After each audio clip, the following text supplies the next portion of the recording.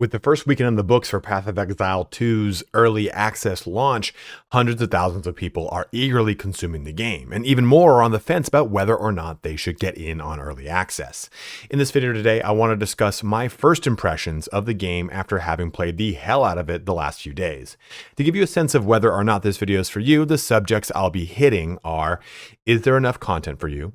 Is the game as difficult as I've heard? How complex are the builds? Is the game actually fun? And of course, the age-old question, Diablo or Path of Exile. If you're new to my channel, the way I do things is by upfronting the knowledge of my videos. So let me give you the down and dirty of this entire video. To start off, I hate game tribalism. I'm not going to sit here and tell you that Diablo is the worst game made by humans or anything like that. I think that Path of Exile 2 is in an amazing state, especially for an early access. The game will take the average player 50 hours to reach the end game, and even then, the entire end game is in the game right now. What we're missing is 3 more acts of the campaign, 6 more classes, and 1 ascendancy per class. We know that the 6 missing classes will come over the 6 to 12 month long early access, and the rest will be there at launch as far as everything else I've mentioned.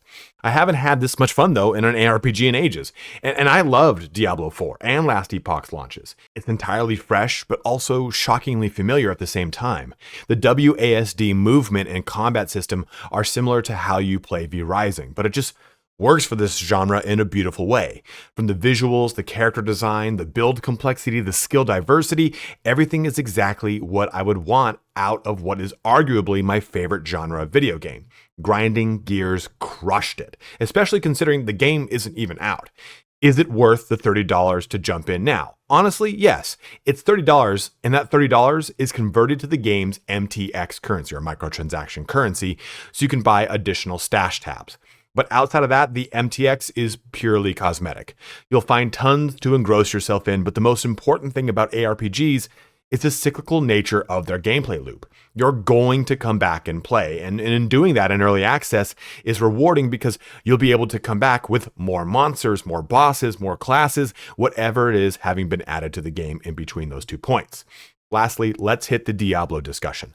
I think that this game exists in an entirely different field of the ARP genre. If I had to stack them against each other on individual merit, yes, I think Path of Exile 2 is a better game for me, meaning that all of the complexity I want is there. With that being said, though, I still think Diablo has a place. Do I want to jump on a game and play a big damage numbers, more laid back ARPG experience where I'm just crushing endless waves of stuff where the screen is like a flashing mess? Well, then Diablo is always going to be there for me. I'll play when they eventually add whatever the paladin is, and I'll play again if a season interests me. But the Path of Exile 2 delivers the juicy and deep gaming experience that I want out of an ARPG in a way that I didn't even know I needed. It's the proper step forward for a genre that has felt stagnant for a decade. But that's the down and dirty of this entire video. You can navigate to any part of what I mentioned above using the chapters in both the timeline and the description. But if that's all you wanted to know, then please just feel free to shut the video down and get back to enjoying your journey through Path of Exile 2. Before you head out, please don't forget to like, comment, and subscribe if this video ends up helping you, as that helps me in a huge way. Also, I'll be doing another early access key giveaway on my Twitch, so swing on by for a chance to win, or just in general if you want to talk shop.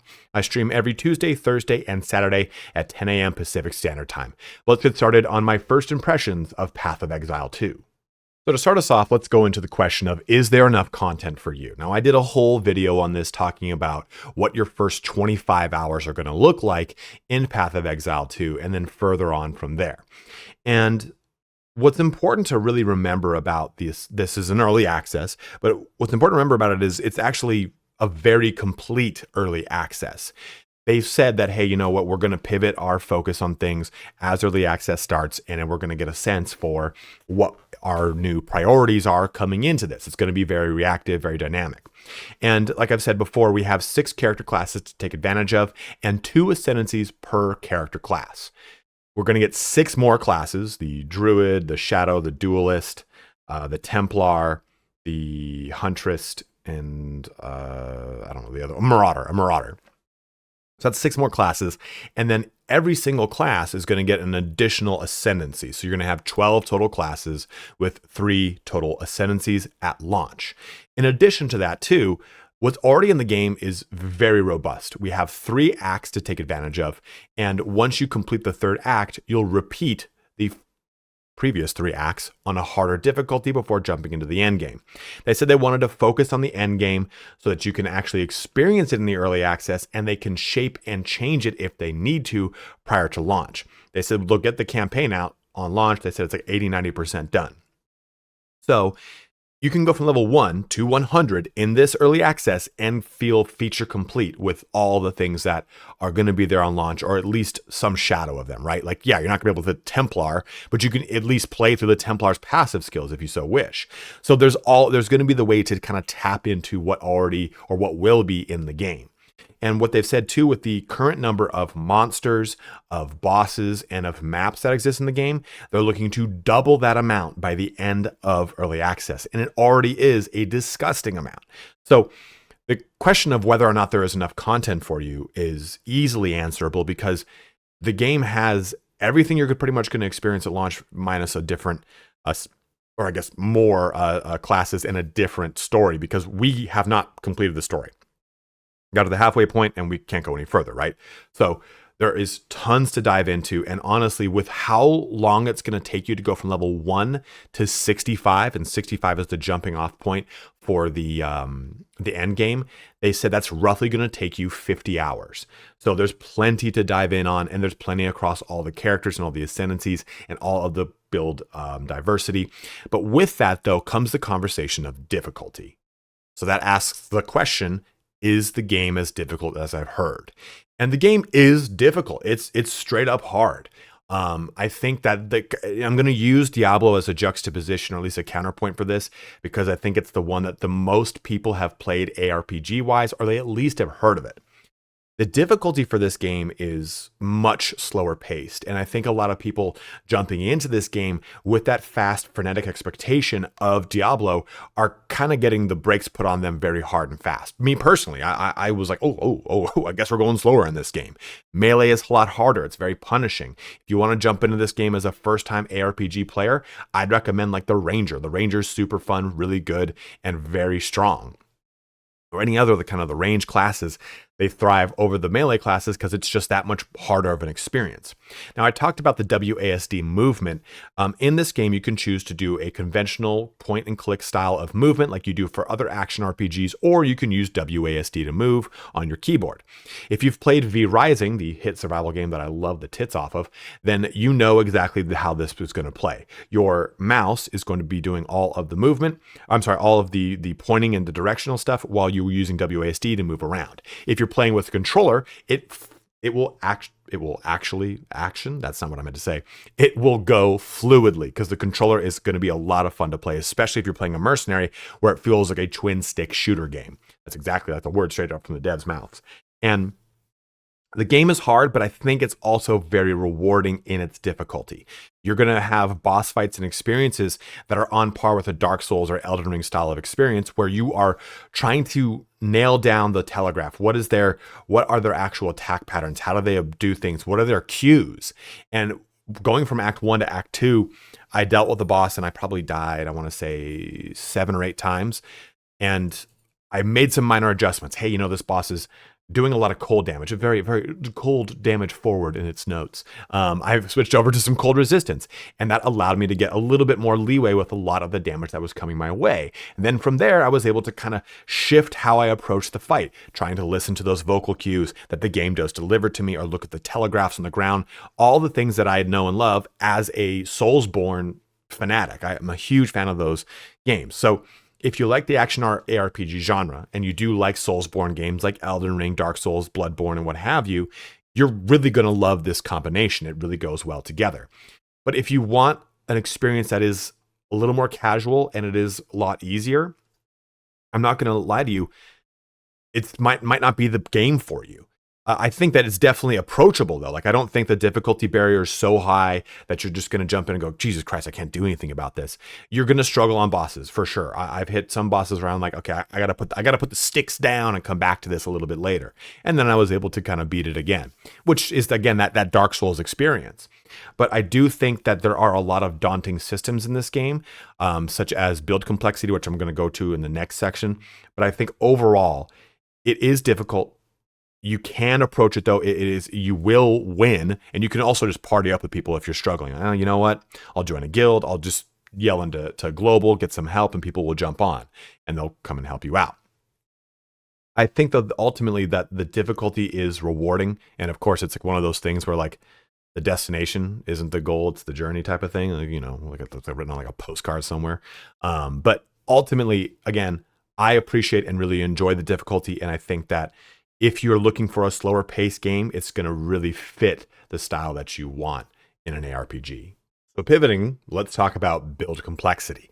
And I'm going to use the builder on Mobalytics website to do this because it's easier. It's expensive to do this in the game, but this is super intimidating. And I think this is the biggest holdup for a lot of people coming from Path of Exile, or I'm sorry, coming from any game into Path of Exile 1, it was really difficult to navigate. And it's not any less difficult. I guess it's just more approachable this time around because it's easy to kind of pinpoint where you're going. There's not a whole bunch of crap to confuse you, so on and so forth. So let's take a look at my character here that I've made. This is a loose kind of theory crafted approach that I made for this build, where I'm playing a warrior that is a war bringer, focusing on totems and war cries. And I wanted to focus on those aspects, so I made a build here. And what I did was I realized I start here as a warrior, and this entire tree is divided where like this is pure strength, this is pure intelligence, and this is pure dexterity. And then these other points in between, characters that kind of blend those two, like for example, the Templar would be over in this region, or the mercenaries down over here. They blend like this is strength and intelligence, this is strength and dexterity, versus the ranger who's over here in pure dexterity. So this thing is divided up like that, and that alone makes it a lot easier to kind of take a look at. But the build complexity is scary. But really, when you jump into the game, this is what you're focusing on. You're not focusing on this whole entire big web. Yeah, sure, you can focus on the whole entire thing and make yourself a build. You can just as easily follow a build too. But really what it comes down to is, what is your character? What do you like playing from that character? And you're going to figure that out as you play. I made this build thinking, oh, I'm going to do these things. As I started to play the character, having not theory crafted this and actually got practical hands-on, I learned, oh, okay, I want to do more fire damage. So I built fire into this build. I built fire into this build over here too. I started to build it in over here with more aftershock stuff and stun. As you play and learn how the character interacts with its skills, which I'll get to in a second here, you pivot this, you change it.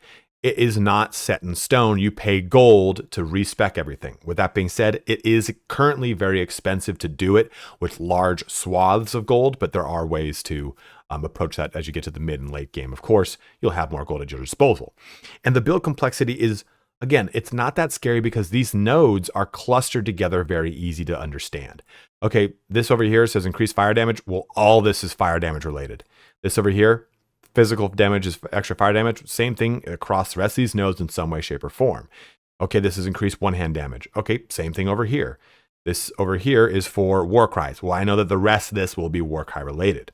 The things will match whatever their notable is, which is this guy right here, with the minor nodes in between. And you can sufficiently move between portions of this tree using what is called the attribute highway. These long stretches of nodes that will give you whatever attribute you want. It'll be +5 strength, +5 int, or +5 dex, whatever you choose. So if you want to say, hey, you know what? I want to be a character that uses these crossbow abilities. Well, if I hover over this, you can see that's the quickest way for my current build to get to this location. And it's only a handful of nodes. I think if I click it, let me click this first one. It's 13 jumps over this point.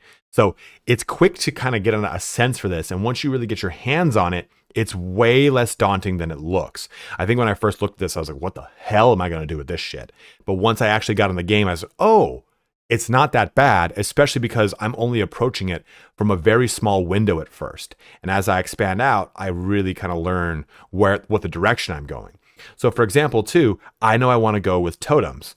So I looked for one of these. This is a keystone. Keystones are crucial skills or passive skills that will then change your build in some way, shape, or form, focused around whatever the keystone grants and then whatever penalties that follow through. So for example, unlimited number of summoned totems versus otherwise unlimited to one. Just, I know there's more to that statement than that, but for the sake of argument. And now totems will reserve 100 spirit. So I've learned that, okay, maybe I don't want to do this as much now. I've learned that spirit maybe not the way to go. So I've pivoted, but still my point remains, this is the focus for the character. So I started to build the tree in that direction, maybe taking some branches off over here that made a little bit more sense for me. Whatever it is, you just kind of build around it. Maybe you're playing, a sorceress, and I'm going to say you can apply this is a witch. You can apply an additional curse, double activation delay of curses. Well, I'm going to come up here. I'm playing a witch. I'm just going to take whatever nodes I can to get there, and I know I can branch off those nodes however I want, or whatever this one is. All bonuses from equipped amulet apply to your minions instead of you. Maybe again, I'm a witch. I'm focusing on summoning. I'm going to choose this, and whatever nodes along the way that play with the way that I want to play. Which brings me to your skills. Your skills are solely dependent upon whatever you want. So these are all mace skills. So whatever weapon combination you want to use, you can tap into it. We currently cannot use swords or axes in the game right now. But in the future, we'll be able to, mix sword and mace skills on our warrior however we want. And the character will swap between those weapon sets as needed. For example, here, if I wanted to add, let's just say unearth to this, which I used to have in this build when I first started.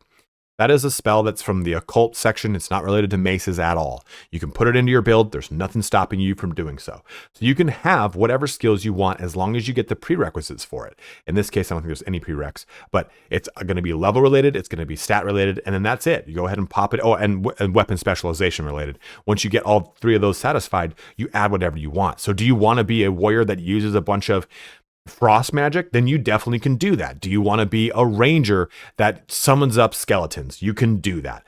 The accessibility to that is a little different, and we can talk about that in another section here, but this is really dealer's choice. The complexity is as complex as you want to make it. You follow the game, go on the rails, just playing, hey, I'm going to play a warrior. I'm just going to choose the mace skills that interest me, and then I'm going to come down here into this branch, and we remember, like I talked about, we know that this is pretty much all the warrior stuff. I can just hang out in this warrior stuff and I'm going to be just fine. Your character is going to be viable. They've said already that they want to make 100% character viability throughout everything in the game. They do, of course, if you want to do the really, really, really hard stuff or the stuff that really pushes to a top of a whatever leaderboard, yeah, you're going to min-max it. Otherwise, just have fun. No one knows what they're doing right now. That's the most important thing. This is early access. Just fly by the seat of your pants. You can respec pretty much everything except for your actual class and your ascendancy. Those are the only two permanent things in this game. So before we get to the portion of the video that I talk about, is the game actually fun, I do want to talk about some of the pitfalls, some of the things that are currently lacking right now. And difficulty is not something that is lacking, but it's something, again, I want to bring up. You're going to hit a difficulty speed bump along the way. Depending on what class you play, there's going to be a learning curve. A lot of people have struggled with Witch and Monk in Act 1. It does get better the longer you play. Warrior, for example, I was really struggling in the early levels. Then I hit level like 8 to 10, somewhere around there, and I started to hit a stride where I got my skills that would match up. I would build up stun, I would build up aftershocks off of other things and key them together with support gems, and it all made sense for me. But that is something worth noting, that it is going to be a bump you're going to hit. Another thing is gold scarcity. Gold scarcity is something that a lot of people have experienced, but it's really not there if you're picking everything up and selling it. I recommend people also disenchant stuff too. So it's going to come down to you. Are you really hurting for gold? Then sell everything you can so that you can respec however you want. Are you not hurting for gold? Well, then go ahead and just kind of disenchant to get the materials, because a big part of this game is the crafting system. And I don't have enough insight currently into the crafting system to give you enough proper information. I can just tell you right now that from my experience in my research of PoE 1, the game relies on you to use orbs to turn normal weapons into magic weapons, add modifiers to them, and then turn those magic weapons that have been modified into rare, and so on and so forth. You can build uniques this way as well. So the game wants you to do that. And a lot of people have experienced, hey, I'm having a gold scarcity and I'm having a gear scarcity, and not enough good gears dropping. Because the game wants you to build your gear. And all the tools and materials for doing that are not scarce. You can definitely go about it. But if you're brand new to this game and this genre, it will be something you need to kind of really focus on and do. Use the Orbs of Transmutation and the other one that adds your mods and what have you to make your own weapons how you want. Because really all you need to do is find a weapon or an item that, hey, you know what, I'm doing a fire build. Cool, this added fire damage to me. Let me add mods to it. Oh, whatever mod it adds is probably going to be good because I needed the fire damage anyway. And then you make it rare, add more mods to it, make it whatever. So crafting is a big part of this, and it's a big part of the current issue with the game that a lot of people, I don't think, properly understand, because again, that is behind the item scarcity. Also, too, is frame of reference on that. People have come into Act 2 saying, I'm coming into Act 2 with all these blues. It doesn't make much sense. If you played Diablo 2, you came into Act 2 with predominantly blue items. You wasn't really until really Act 3 that you started to kind of flesh out a lot more yellows and blues, and maybe you got lucky with a green here or there, or if you're like me and you've played thousands of hours of Diablo 2, you knew to make rune words at level 17. So you know what I'm saying here. It's like, this does fit the overall trajectory of classic ARPGs, and that's built into the DNA of this game, which I'll get into in the actually fun part. But I do want to bring those things up.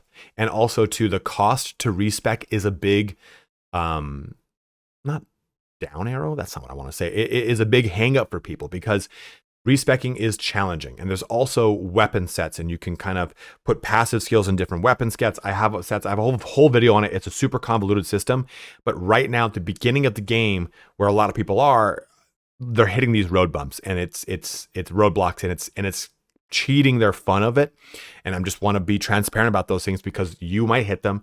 It might be a hard thing for you, and it might be the thing that makes you stop the game, which is fine. It's early access. They're going to put patches out. They're going to change this stuff. So anything that you maybe are getting snagged up on now will hopefully be resolved in a week, a month. I want to say a year, but that's the next delineation after a month. But still, my point remains is that those things will be improved upon. And like I said, too, you will deal with very expensive costs to respec any passive points. I think like level 10 or so, it's about 100 gold, and that does go up exponentially. So it will be expensive, but either feedback or understanding how the economy works will shift how we really consume respecking our passives or refunding our passives in Path of Exile. So now that we've got that out of the way, let's talk about some fun stuff. And yeah, the game's fucking fun.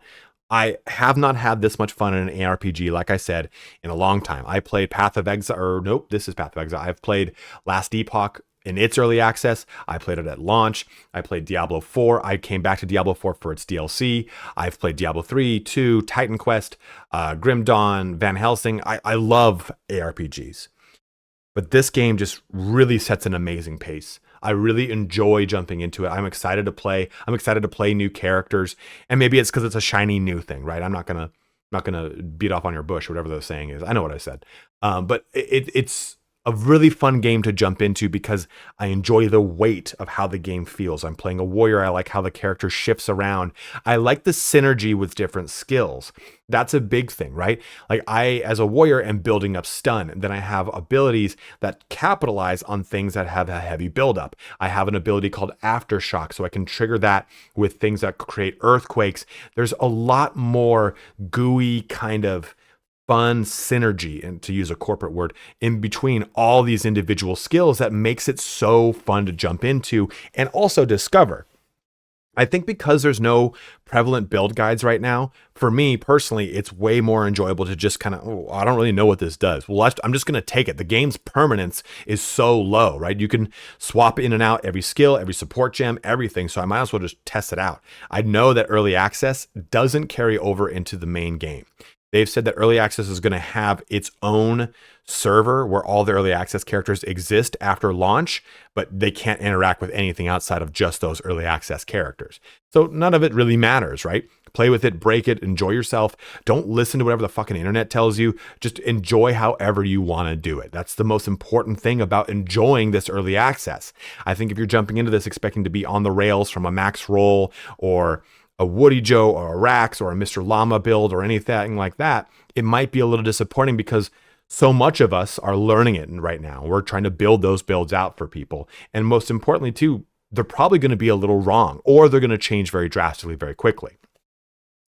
So the fun too is in that discovery for me personally, but I think that all the bones of the game are just so goddamn enjoyable. If you want to play a sorceress, you can have a firewall up and then shoot electricity through it, and it will imbue that firewall. You can do the same thing for mercenaries and rangers, where you can use fire elementals to imbue your bow shots or crossbow shots. There's so much fun ways to work in tandem with the skills given to you. You can play a monk and use different elements to create cascading effects on one another. And it's really enjoyable. All that really comes together in such a great package and such a great delivery system that is Path of Exile 2. And lastly, of course, Diablo or Path of Exile. Like I said in the beginning, maybe to kind of expand on this, Diablo 1 is the very first like serious video game I ever played. I played like Tank Wars and King's Quest on the desktop my parents brought home once upon a time on our family computer. I played some Warcraft, but Diablo is the first one I really played hardcore. Diablo is a special place in my heart. I will always love that series. Diablo 1, 2, 3, and 4. I love them. 3 not so much, but 1, 2, and 4. I love Diablo so much, I quit my corporate job as a VP of sales to try to join Blizzard because I wanted to work on a Diablo project. So for me to say that Path of Exile 2, in my mind, is a better game is a huge thing.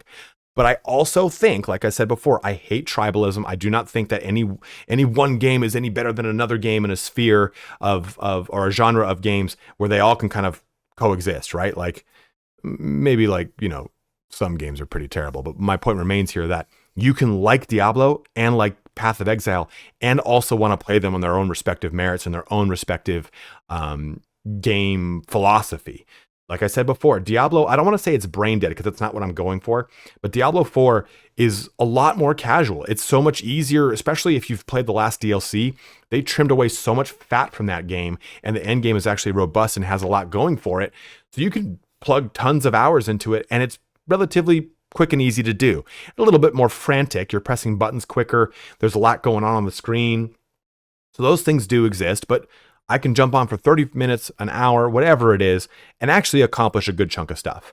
Path of Exile requires a little bit more time, and it also requires more of my attention. When I'm playing Path of Exile, I can't screw around on my phone. I can't read Discords. I have to actually stay on the screen because it's a challenging game. Now that could of course change with more time in the series and more time with a higher level character. But as it stands, I need to make sure I have my shield up to block damage directly. I got to make sure I'm wombo comboing my stun and aftershock capabilities, whatever it is. And I want that out of Path of Exile. I don't want gaming to feel like a passive thing for me personally. That's the way I want to approach these games. So to stack the two together, I think Path of Exile 2 on the individual merits, graphics, gameplay, skills, passives, all these things, I think it's better than Diablo, personally. But I also, like I said, I love Diablo, and I will still go to play Diablo when they release whatever the fuck that Paladin is going to be called, a Paladin Crusader, or maybe they're going to make another stupid name for it, like Spiritborn. I want to see more of the story. And that's one thing I will say, too, about Diablo, that it will have over Path of Exile. We don't know what the story ends like. We only have the first 3 acts. But so far, it's good. It's interesting. But Diablo has, nearly 30 years in the hole of lore built upon itself from an angle of the classic good versus evil. I'm fighting the devil. So it's hard to really overcome the narrative chops that Diablo has in a game like Path of Exile, especially because Path of Exile 2's focus is let's make a really strong end game. And they have made a strong end game that looks like it's going to be really great and have its own little contiguous story, which is fun and cool and awesome. But I will always love the moment, when Tyrael calls you a fool before sending you on your quest to Karast, right? As he's fighting with Baal. I'll always love those moments when you see Mephisto and you jump through the gate into hell. All that stuff is super nostalgic for me. But just to kind of get the further lore in Diablo 3 and even more lore in Diablo 4, and at the end of Diablo 4's story, look at myself and go, did I side with the right person? Should I have sided with her or should I have sided with him? Like stuff like that really is what makes Diablo so great for me. So I know this was kind of a cyclical answer and I didn't really give you concrete information, But that's the point. I think that both games could exist in this genre with their own strengths and be totally fine on their own separate trajectories and still be enjoyed by people far and wide for whatever it is that they're looking for in their action RPGs. But at that, it brings our video here to a close. So hopefully this gives you a better idea of whether or not to jump into early access. Like I said, I'm all about it. I'm having a great goddamn time. But what I've said before in my streams and other videos, I have a friend who said, I love ARPGs, but I just wish that the loot was static, and I wish that the builds weren't so complex and they're pretty straightforward. In that case, you might not actually like ARPGs, like that's the genre. Seasons is just part of the genre. That's how they've been built now for years and years and years. So if these are things that you don't really want in a game, then it's just no big deal. You just don't want to play Path of Exile. And there's so many games that have now come out in the last 2-3 months, and there's so many games coming. Monster Hunter Wilds is like just around the goddamn corner. So I think you're going to have a great time in Path of Exile 2 if this is the style of game that you enjoy. If not, then you move on. But I still think for $30, this is probably one of the best jumps I've had on any early access, playing through it, blazing through it, and having a great time playing with friends. And if you have any, hot takes, or you also have an opinion on this, go ahead and let it be known in the comment section below. It's one thing to hear it from my mouth, it's my platform, but at the same time, comment section oftentimes has people that have maybe a little bit more grounded of approach because they've got 10,000 hours of Path of Exile 1. Here's what to expect really from 2 because here's the systems that I know, or whatever it is. As always, guys, I always want there to be as much information disseminated out as possible. But again, as always, thank you so much for watching here today. Have a good one and take care.